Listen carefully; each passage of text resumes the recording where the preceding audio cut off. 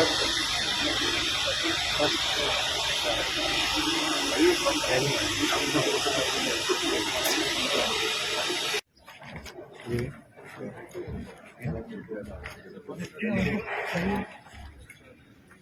भाई बताएं, मैं तो जी कह रहा हूँ।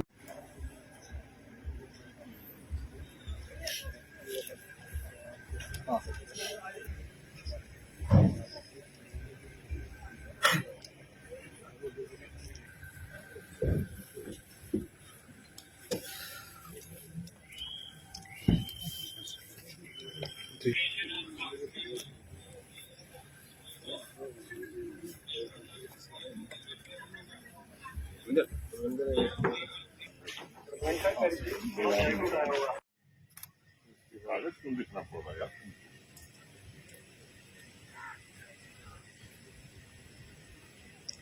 आप नहीं है कर देंगे सफात के दर्जी हैं और नकल के जान के दर्जी हैं, जितनी हायर फैसिलिटी हैं, इमारत की फैसिलिटी हैं। आज धोक वजीरा में भी जो स्टॉल लगे हैं उसको हमने देखा है, ड्रोन का डिमॉन्स्ट्रेशन देखा है, लाभार्थियों की बात सुनी है। स्वाभाविक रूप से इससे एक नई ऊर्जा आएगी और परिवर्तन से ही उत्साह का संचार होता है। वो राजन सिंह थे या नंदलाल जी थे या सीमा देवी थी, ये जो परिवर्तन है उनके जीवन में, इसका जिक्र इन लोगों ने किया। आदरणीय प्रधानमंत्री जी के कारण देश में भी और जम्मू कश्मीर में भी ऐसे लाखों भाई बहन हैं जिनके जीवन में समाज कल्याण और स्वावलंबन की कई स्कीम्स ने आत्मशक्ति जागृत की है। और मुझे लगता है केवल वर्तमान नहीं बल्कि भविष्य की पीढ़ी के लिए भी एक नया मार्ग प्रधानमंत्री जी के कारण प्रशस्त हुआ है। योजनाएं पहले भी होती थी, ऐसा नहीं था कि योजनाएं नहीं बनती थी, लेकिन जिस तरह से आदरणीय प्रधानमंत्री जी ने योजनाओं के क्रियान्वयन पर बल दिया है, हर व्यक्ति तक और खास तौर से कमजोर व्यक्ति तक योजनाओं का लाभ जरूर पहुंचे, इस पर जितना जोर प्रधानमंत्री जी का रहता है उसका प्रतिफल ये हुआ है कि देश में भी और जम्मू कश्मीर में भी योजनाओं का लाभ लोगों को मिलने लगा है। अब योजनाओं के सैचुरेशन का सीधा संबंध मैं समझता हूं कि समृद्धि से होता है, और जो इस यात्रा का विकसित भारत संकल्प यात्रा का जो ध्येय है, मुझे लगता है कि वो समृद्धि से जुड़ा हुआ है। आत्मनिर्भर हों लोग, सुखी हों, समृद्ध हों, संपन्न हों, और जब सब नागरिक, सभी लोग आत्मनिर्भर बनेंगे, सुखी बनेंगे, समृद्ध बनेंगे, संपन्न बनेंगे, तो स्वाभाविक रूप से जम्मू कश्मीर भी संपन्न होगा, शक्तिशाली होगा, और जो संकल्प है माननीय प्रधानमंत्री जी का, उसे साकार करने में हमें सफलता मिलेगी। प्रशासन के जो हमारे सहयोगी हैं पूरी कोशिश कर रहे हैं, पंचायतों तक जा रहे हैं।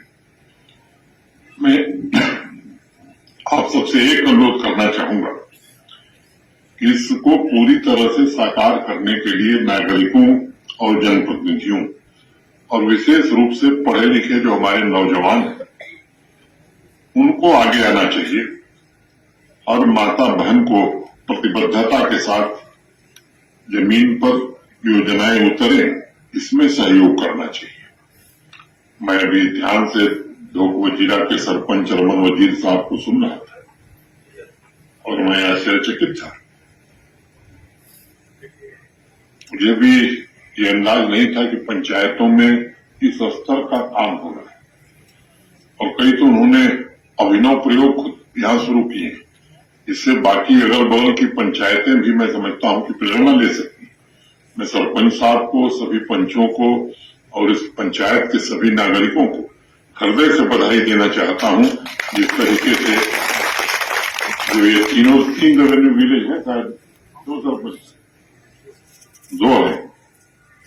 अब पंचायत घर में library, basic computer training centre, महिलाओं के लिए एक्सक्लूसिव जिम, ये जेंडर इक्वलिटी पर विशेष फोकस, ड्रग अब्यूज, विमेन और चाइल्ड न्यूट्रिशन, डोमेस्टिक वायलेंस की समस्या से निपटने के लिए पंचायत स्तर पर महिला शक्ति समूह की स्थापना, ये आप सब लोगों के और खासतौर से सरपंच साहब के दूरदर्शी सोच और गांव की दिशा और दशा बदलने में इस सोच से बहुत लाभ मिलने वाला है।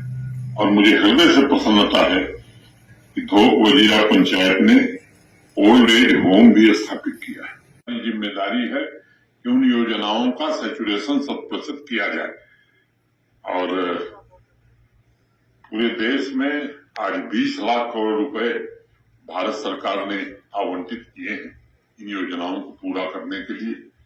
मुझे इस बात की बेहद खुशी है कि चंडी माता सेल्फ हेल्प ग्रुप ने एग्रीकल्चर तथा एलाइड एक्टिविटीज के लिए नमो ड्रोन दीदी कार्यक्रम से जुड़ने के लिए आवेदन किया है। मैं श्रीमती आशा देवी समेत इस सेल्फ हेल्प ग्रुप की सभी बहनों के संकल्प को नमन करता हूं।